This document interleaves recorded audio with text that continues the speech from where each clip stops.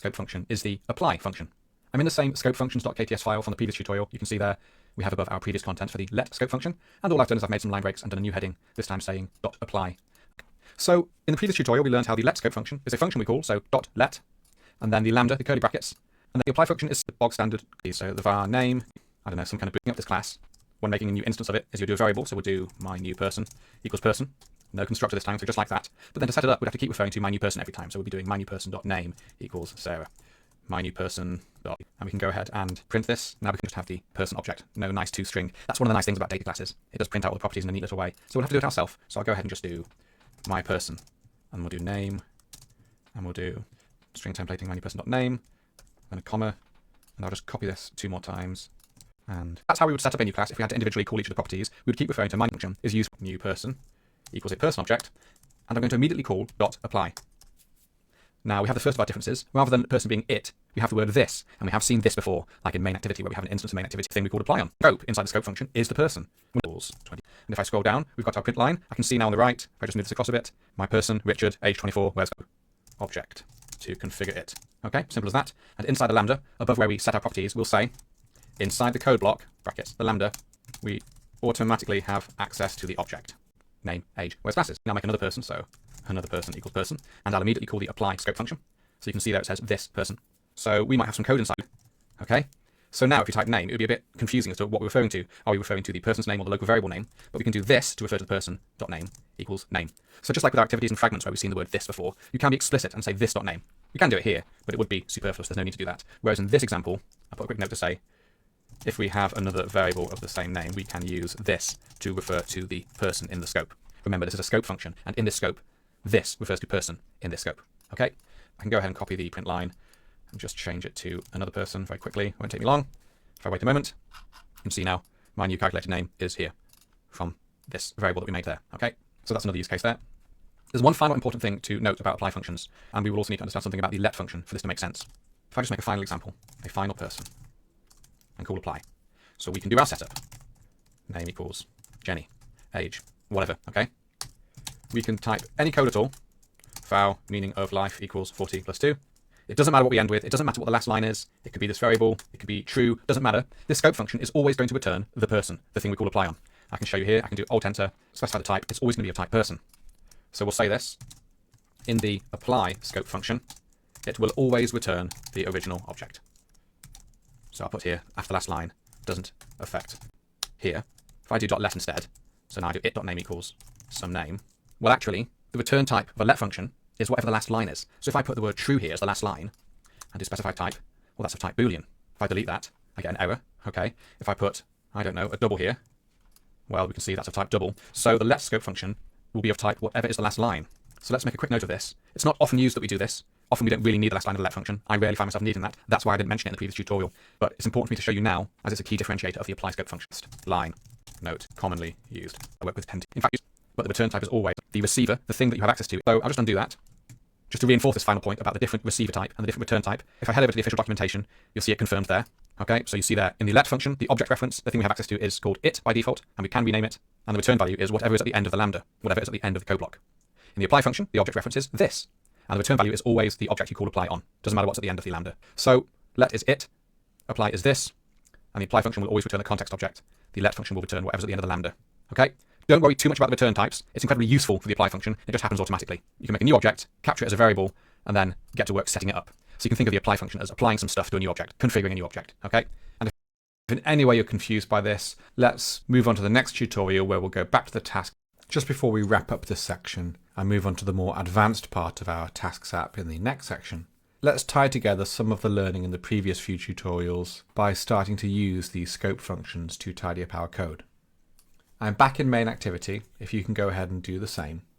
We can see in the onCreate of main activity, we create our binding, so activity main binding.inflate, but then we do binding.root, binding.pager, binding.tabs, binding.fab over and over again. Okay? There's a couple of mistakes here. The first thing we should do actually is put the set content view as one of the last things. Typically you'd have that at the end. And I also think we could make the database a lazy variable. So let's go ahead and make the database a private val by lazy. And we can move this into there. Okay. So now we've done that little bit of tidying. If you can do the same, we just have a load of references to binding inside our onCreate. Well, what we can do instead is use one of our two scope functions. Quick quiz for you. Which one do you think is the most appropriate here to set up to configure our binding object? The answer is .apply would be the most appropriate. If we do .apply, well, now we can just simply refer to not binding.pager, but simply just pager. Pager.adapter equals the pager adapter. We have one problem though. We were saying the word this, with this referring to this activity, but now this refers to the activity main binding. So when you start typing this, you need to be sure to select this at main activity to explicitly say we don't want the this of this scope function, the activity main binding, but we actually want the outer this, if that makes sense, the this outside of this scope, which is main activity. And that will work just fine. Without that, well, it's the wrong kind of variable. It's a binding, not an activity. So I've just simply typed this out again there, but what we can do instead is move all of this inside here. So cut and paste, and that would be just fine, but we can actually now remove the word binding from all of these because we automatically have access to the binding here at the start of the Lambda. So no need for binding.fab, just fab. No need for binding.root, simply root. And just like that, using the apply function, it tidies our code a bit. We're not saying binding.binding.binding. Over and over again. I'll just go ahead and apply the suggestion that says we're not using the position parameter, so we could rename that to underscore. So I'll do that. So there we go. If I scroll down a bit, we have a similar thing here with our dialog binding. Dialog binding.root, dialog binding.button details, button save. So let's do the same thing. .apply. I can cut all of this inside. I've got to make sure the context is this at main activity. But now we don't need the dialog binding. We can delete all of these things. And hopefully you can see it's starting to reduce our code. Make it more simple. Okay? And you know what? We were only using this dialog binding variable here to set all the properties. Now we're doing it all inside the apply scope function. We can go ahead and just delete the variable altogether. If I quickly auto format the code. So we have dialog binding .inflate and then apply because we're immediately configuring this. We're immediately setting it up, making our dialog using the root, setting all the buttons. Okay. We could go ahead and add the word this if we wanted to, anywhere we wanted to be more explicit, but there's actually no need. This refers to the dialog add task binding, as you can see. Okay, so that's using the apply scope function a couple of times just in main activity. You could now go through the rest of this project as we have it so far and do some further tidying.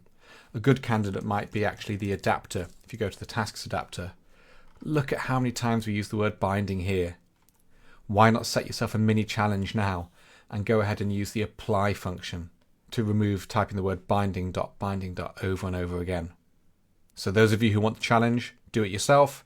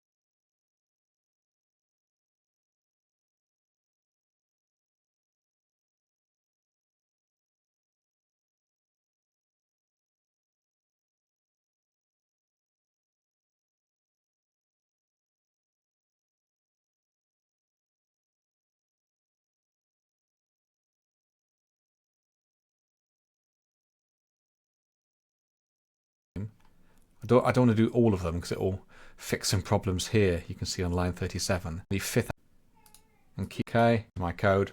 So again, I'm using the scope function to give me automatic access to the item task binding, and then I don't need to keep typing binding over and over again. Okay, tidies up the code quite a bit. You'll note that I've not done any example of using the let function just yet. That's actually because I had a quick check before this tutorial if we had any cases of if checks on things being null or not, and at the moment we don't really have much of that. I promise you, as we work our way through the rest of the course, this is where we might do a check if something is null or not, and if it's not null, then start to use it. And when we come to those moments, we will be armed and ready to use our new let scope function. But we've had 3 goes now using the apply scope function, and it has tidied our code, which is fantastic. So this is a good moment now to wrap up this section, the first of 2 sections on our tasks app. If I just quickly go ahead and run it to see where we got up to. Well, you can see our tasks are working nicely. We can add new tasks with the plus button. So today's new task, and then save. We can cross off our tasks like the previous one, and then go to the bottom, striked out. But there's a few things that need doing with this. We're not able to edit the tasks. We're not able to delete them. And if you look at the Google Tasks app, they have the ability to have multiple lists. They have these tabs at the top with the starred tasks as one of the tabs, our initial tasks list as one tab, but then the ability to add more than one list. And then having tasks that can appear on different lists will introduce some new challenges with our database design. And we'll have to learn about one-to-one relationships, one-to-many relationships, or many-to-many relationships, a different type of way of structuring our data. So there's still more to do on the app itself. But not only that, looking at our project, if I just open up main activity, there's a bigger concept that I'm really excited to show you in the next section. To this point in the course, we've pretty much been dumping all of our code in the activities and the fragments. If you scroll down main activity, we have quite a lot of code here. And in particular, if I command click into the tasks fragment, control click, command click, and scroll down, we're launching threads in the fragment. We're fetching the tasks in the fragment. We're directly accessing the task DAO and the database in our tasks fragment.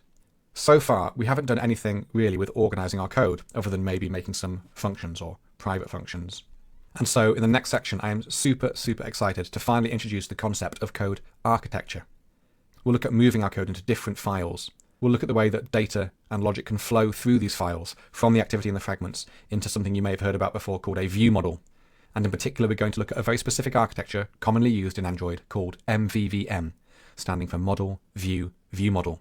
So let's leave this section here, and in the next section, part 2 of our tasks app, we're going to finally look at architectures and the MVVM architecture specifically. So let's do that in the next section.